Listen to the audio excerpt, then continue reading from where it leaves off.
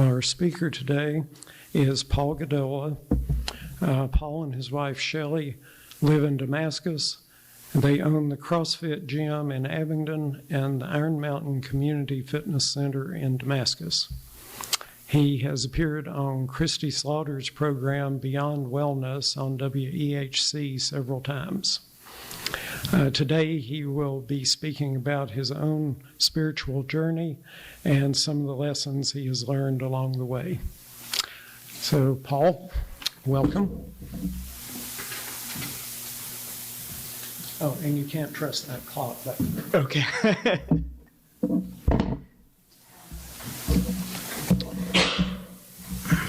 So thank you very much for having me. It's an honor to be here with you all today.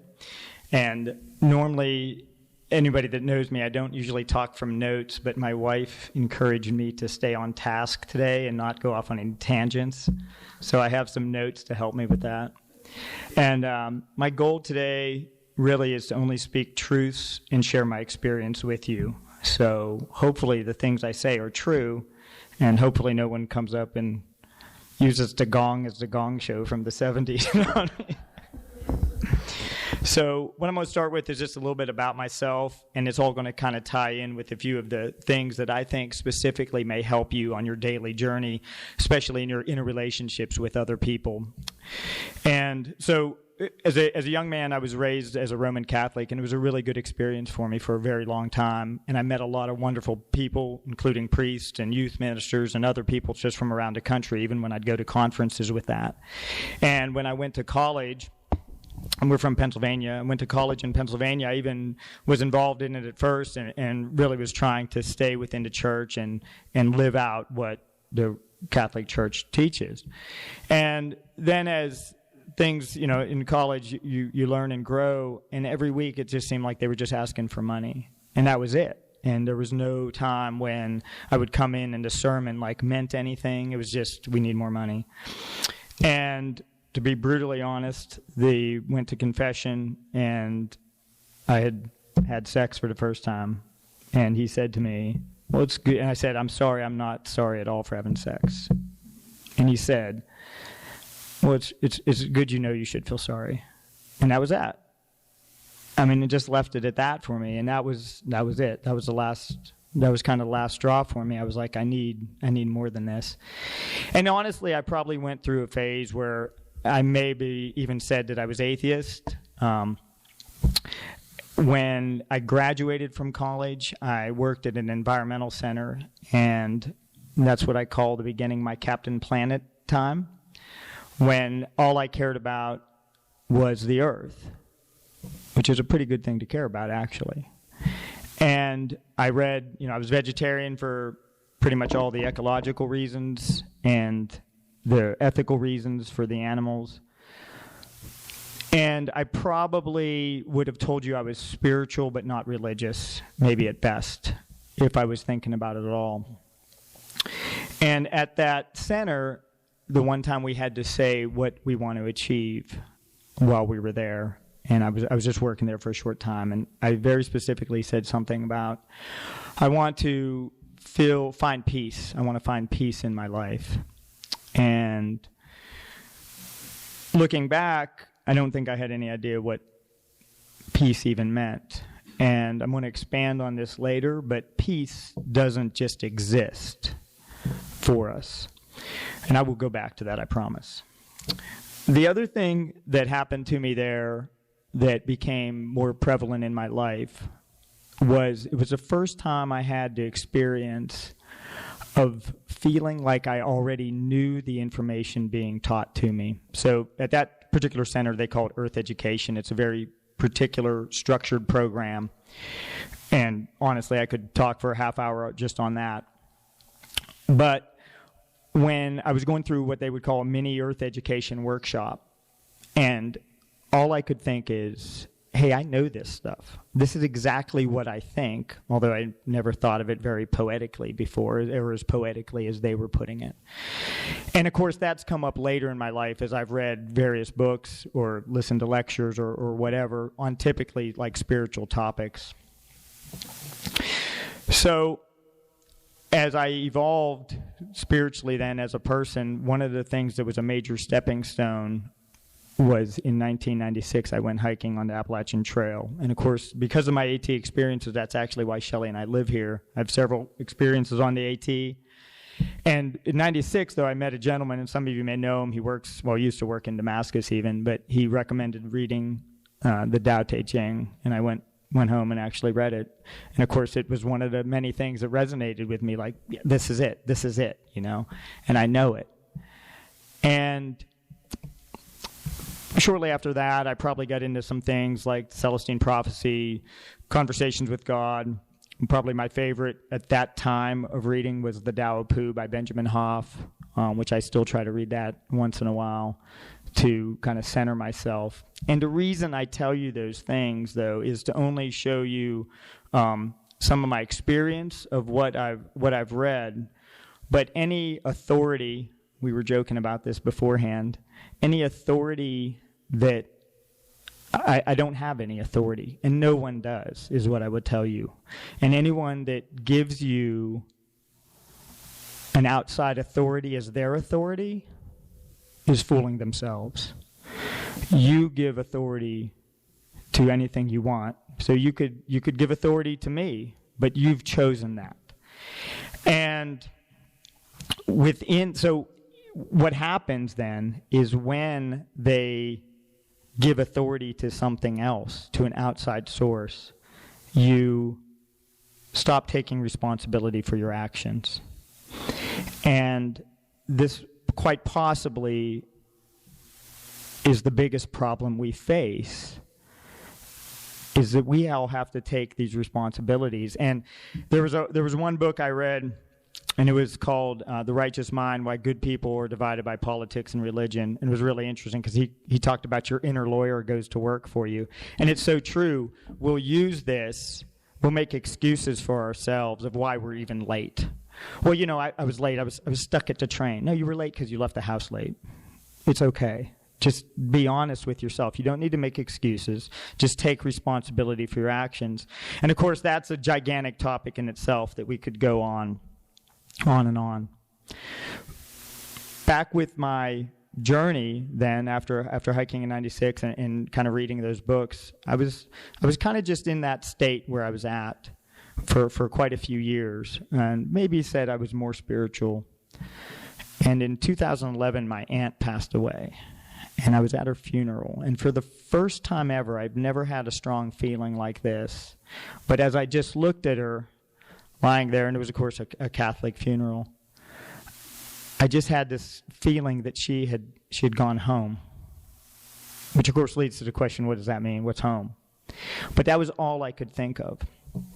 And after that, I was talking to my cousin's husband, and he's had the opportunity to work with like Native American medicine man and shaman. And we were just talking, and I said to him something to the effect of, I don't know, I just feel disconnected. And he stared at me and says, disconnected from what? And I was like, well, that's a good question.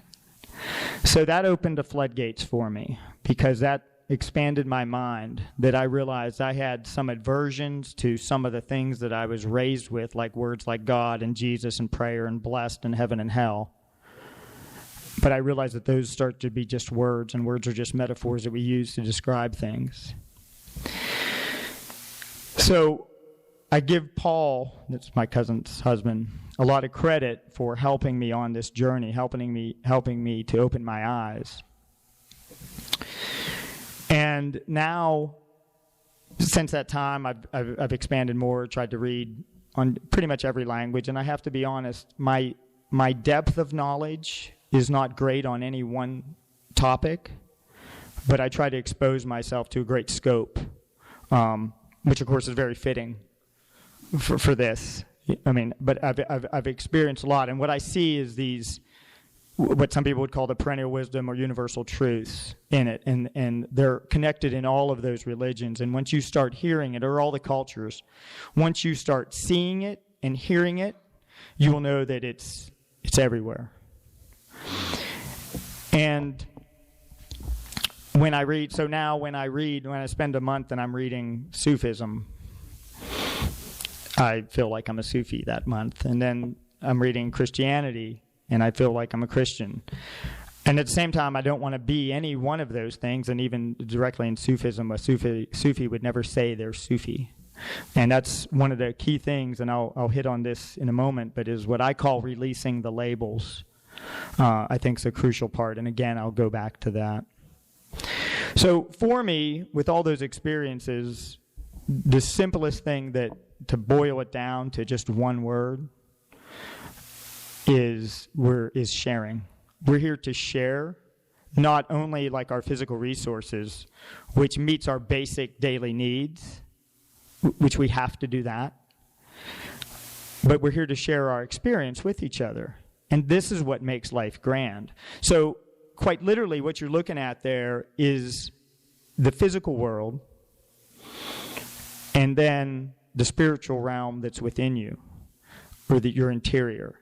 And science can measure and observe the external world. And we need that because that's real. But then that internal part is real too, and we can't deny that. And almost all of the best things in life, they don't exist. They're not around. You don't see love. There's not a love tree. There's not a peace bush. There's not a compassion plant. We have to demonstrate those. And we have to demonstrate, and even that then is our judgment of what we do. And then, of course, in this physical existence of time and space, we have to demonstrate those to other people, to experience them ourselves, to understand what they mean. And is that why we're here? For me, why we're here is sharing. Is it something else to someone else? Sure. And they're probably right also, in all honesty. And I want to hit on language just a bit, because I brought that up, is that language is what stirs up these feelings and emotions. So I said, like, for a long time, God and Jesus and blessed and so on, like really, like it made me draw back. And even now I'll catch it. A good friend of mine does some what we call mindfulness movement in Damascus at a class and in Abingdon. And recently in a Facebook post, because that's where I get all my news from, of course, she wrote God, and I felt myself withdraw. I totally took a step back, and I was like, wait a minute, you've moved by that. You understand what she means by God.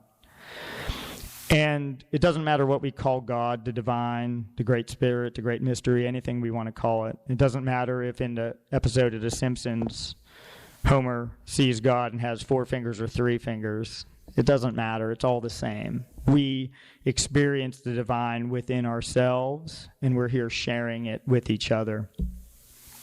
But these words can be so confusing to us, and then that's a lot what creates the illusion and then the divisions that we experience here. So differences are natural. If you want to say they're created by God, that's fine. But these divisions that we experience, and right now, of course, in probably the world, but definitely in the U.S., we feel so polarized that we'll never get, those are just illusions. We're not. If you boil people down and actually start asking questions and start trying to understand where their thoughts and ideas come from, we're not as divided as we think. And those numbers, if it was a percent of people, and I'm just guessing, but if 5% of the people are on the extreme of one side and 5% of people on the other side, there's could be 90% of us that those extremes are going to go by the wayside. They're holding on tight because they feel their reality slipping away. And they don't know what else to do but hold on it tight. And then the media plays into that because that's what sells. Good, honest people trying their best at the time, and their best might change from time to time. Good, honest people are doing it every day. There's like 7.4 billion people in the world. I mean, if everybody was bad, we'd have a real problem on our hands. And it's not to say that we don't have issues that we need to take care of, but if we can get over our preconceived notions and listen past the label that's in front of us of that person, the Democrat, the Republican, the Christian, the atheist, the Muslim, whatever it is, if we can get past those, we'll understand it all a little bit better. So, for me, what really helped me to do this, and again, I give my cousin Paul credit for this, is for whatever reason I become very judgmental when I see people smoking. So I apologize if you smoke or have smoked. It's true, I do. But I was telling him about that, and I said, I don't understand why. I can't seem to not just go into instant judgment mode when I see it. And he's like, well, every time you see it, just go ahead and think of Jesus. And I was like, no. Especially at the time, I was like, that's not going to cut it. And he said to me, well, think of the divine. Oh, well, that made complete sense. And again, just a word representing something. And so that was one where I started using it for that specific instance, but I quickly realized I can do that in every moment. And of course, you know, there's tons of books like Power Now by Eckhart Tolle and Be Here Now by Rob Bell, and everything's about being here in the present moment. But what does that really mean? And shutting down your mind and mindfulness and awareness. And again, all those words start meaning pretty much the exact same thing other than when you get inside what's doing. And so we can talk about having an empty mind, and that's a whole other topic. But so for me, I have this moment to demonstrate who and what I want to be, and that's probably word for word out of like Conversations with God or something like that. I've probably read that enough that that's where that came from. But that's it. I have this moment to demonstrate who and what I want to be. How do I want to live my life? Do I want to live out of anger and fear and hate that leads to violence? Or do I want to live out of love and compassion and generosity and kindlessness and harmlessness? Or not kindlessness. Kindness and harmlessness. Is that how I want to live my life? That is how I want to live my life. And I can only demonstrate that the best I can in the moment to what's in front of me right at the moment, whether it's my dogs or my neighbor's dog or a Trump supporter. It doesn't matter. How do I want? And of course, this is just a universal lesson that we learn everywhere from time we're very young, and is do unto others. And we have the poster outside of all the different religions, their different way of saying it. And that's it. That's what we have to do in every moment. So, but within that moment, okay, I'm mindful and I'm here and I'm present, and I know that I'm trying to act out of love, but can I take it a step further of what I can do? And of course, it can be completely argued that you need to just shut your mind down and let the Holy Spirit or the Ascended Masters or the guides give you the words to say from your head. And that may or may not be true. But you can take that and learn it, and as you experience life here as a human, you don't need to skip your ego. You can do that first by demonstrating that here immediately. So the very next thing you need to do is simultaneously reverse the roles, which is again do unto others, and release those labels. Let go of that. Don't get caught up because you're Unitarian, because that's separating you out from anything else. And as soon as you separate something out, that's the first degree that leads to violence, whether we want to admit it or not. So you've divided yourself out. You think you're separate from someone else. And that leads to fear that it's different. Those people are different. They're going to change what I want, what I need. They're going to take away my safety. And that leads to anger. And anger leads to violence. And violence leads to killing. And that's what happens. So if you release those labels, let go of that for both yourself and everyone you meet. I'm going to leave you with a short, I'll call this a poem, and then I'll tell you who it's from. And you won't see this one coming. Now the question is, are you ready for the real revolution, which is the evolution of the mind? If you seek, then you shall find that we all come from the divine. You dig what I'm saying? Now, if you take heed to the words of wisdom that are written on the walls of life, then universally we will stand, and divided we will fall, because love conquers all. You understand what I'm saying? This is a call to all you sleeping souls. Wake up and take control of your own cipher, and be on the lookout for the spirit snipers trying to steal your light. Look what's inside yourself. For peace, give thanks, live life, and release. You dig me? You got me? I'm hoping that that's the first time that Flavor Flav and Public Enemy have been quoted here in the church. Thank you.